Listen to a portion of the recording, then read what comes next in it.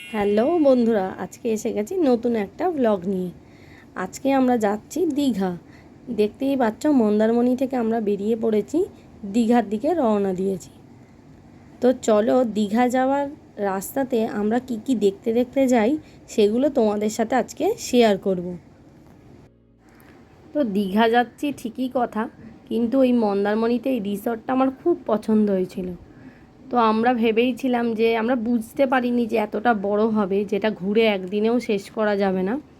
না হলে আমরা আর একদিনের একেবারে বুকিং করতাম। যেহেতু আমাদের একদিনের বুকিং করা হয়ে গেছিলো, তারপরে যখন আবার ফোন করে আমরা আবার বুকিং করতে চেয়েছি, তখন আমরা আর রুম পাইনি। তো চলো, কী আর করা যাবে, আবার নেক্সট টাইম যখন আসবো তখন আবার ঘুরে দেখা যাবে। তো আমরা দীঘার জন্য বেরিয়ে পড়েছি। আমরা যেতে যেতে উদয়পুর, শঙ্করপুরগুলো ঘুরে তারপরে দীঘা যাব। তো চলো, শঙ্করপুরে আমরা এসেই গেছি। তো শঙ্করপুরে এসে দেখছি সবই একই, ওই সমুদ্র আর বালি, এছাড়া আর কিছুই নেই। এই সব জায়গায় সন্ধেবেলা ঘুরতে বেশি ভালো লাগে। যেহেতু আমরা দীঘা যাওয়ার পথেই আমাদের ঘুরিয়ে দিচ্ছে সাইট সিনগুলো, তাই আমরা দেখেই নিয়েছি, কিন্তু খুব গরম ছিল।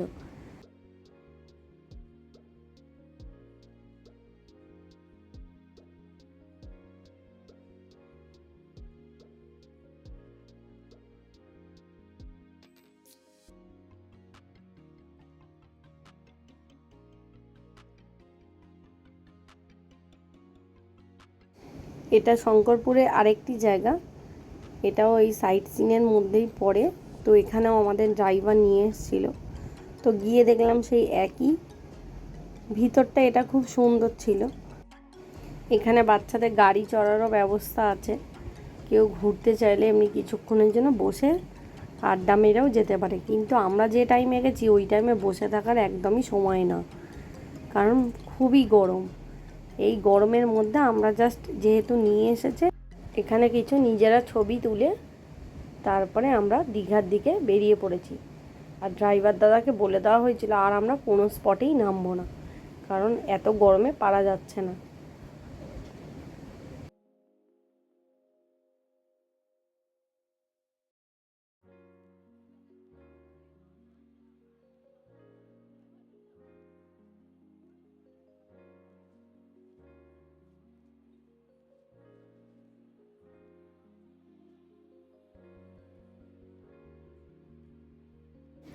দীঘা এসেছি, সমুদ্রে স্নান করবো না এটা তো হতেই পারে না। তো আমরা দীঘা এসেই ফাইনালি নেমে পড়েছি সমুদ্রে। দেখতেই পাচ্ছ, এদিকে মেয়ে কিছুতেই ভয়তে নামছে না। ওর যেহেতু ফার্স্ট টাইম, তো ভয় পেয়ে যাচ্ছে এত ঢেউ দেখে। তো বাবার কোলে ছিল। আমরা কি করছি, দুজন দুজন করে জলে নামছি আর ওকে একজন করে ধরছে। না হলে তো ও ভয় পাচ্ছে, নামতেই চাইছে না। দীঘায় এই ঢেউয়ের জন্যই সবাই আসে। মন্দারমণিতেও ছিলাম, মন্দারমণিতে এতটা ঢেউ কিছুই ছিল না, কিন্তু ওই জায়গাটা অন্যরকম, এখানটা অন্যরকম। দীঘার ঢেউটাই আসল। এখানে বাবা মা স্নান করতে নেমে গেছে।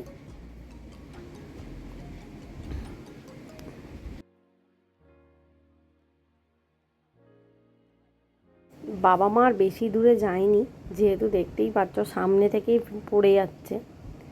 তো ওরা সামনের দিকে স্নান করে উঠে এসেছে।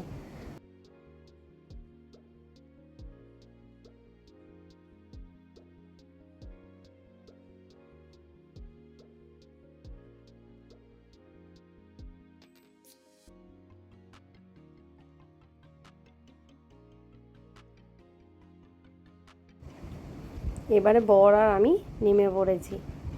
বর আগে আগে যাচ্ছে, দেখছে কতটা ঢেউ। যেহেতু ও লম্বা, ওর অনেকটাই যেতে হবে। তবুও আমি বলেছিলাম বেশি দূর যাব না। ও এখন আমাকে শেখাচ্ছে যে ঢেউ এলেই এরম জাম্প করবে। তো ফাইনালি আমরাও জলে নেমে পড়েছি। আসলে ফোনটা নিয়ে ভিডিও করতে খুবই অসুবিধা হচ্ছিল, কারণ পিছন থেকে এতটা ঢেউ মারছে যে ভয় লাগছে যে ফোনটা যেন না পড়ে যায়। বর আমাকে সেটাই বারবার বলছে, ফোনটা যেন না পড়ে যায়। যেহেতু আমি আমার ফোনটা নিয়ে আসিনি, ওর ফোন থেকে ভিডিও করছিলাম, ওই জন্য। এইবারে মেয়েকে জোর করে নামানো হয়েছে। এদিকে মেয়ে ভয়তে তো জলে নামতেই চায় না, দেখতেই পাচ্ছ ওর বাবাকে কীভাবে ধরে আছে। তো তারপরেই আমরা হোটেলে ফিরে গিয়ে লাঞ্চ করে বিকেলের জন্য বেরিয়ে পড়েছি সি বিচের সামনে। তো অনেক বছর পরে যেহেতু দীঘা এসেছি, তো পুরোটাই দেখছি একদম অন্যরকম করে দিয়েছে।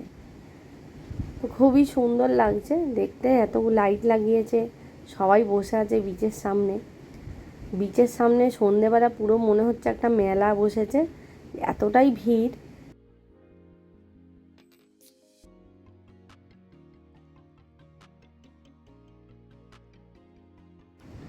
এবারে হচ্ছে আমাদের পরের দিন বাড়ি ফেরার দিন। এবারে বাড়ি ফেরার দিন আমরা বেরিয়ে পড়েছি। যেহেতু আমাদের ট্রেনটা দেরিতে ছিল, তো আমরা আরও কিছু স্পট ঘুরে নিয়েছি। তো গেছিলাম আমরা চন্দনেশ্বর মন্দিরে।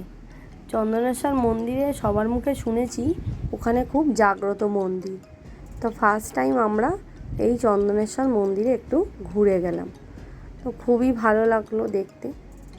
তো মন্দিরে প্রচুর ভিড় ছিল, যার জন্য আমরা পুজোটা দিতে পারিনি, কারণ ওখানে লাইন দিতে গেলে আমাদের ট্রেনটা মিস হয়ে যাবে।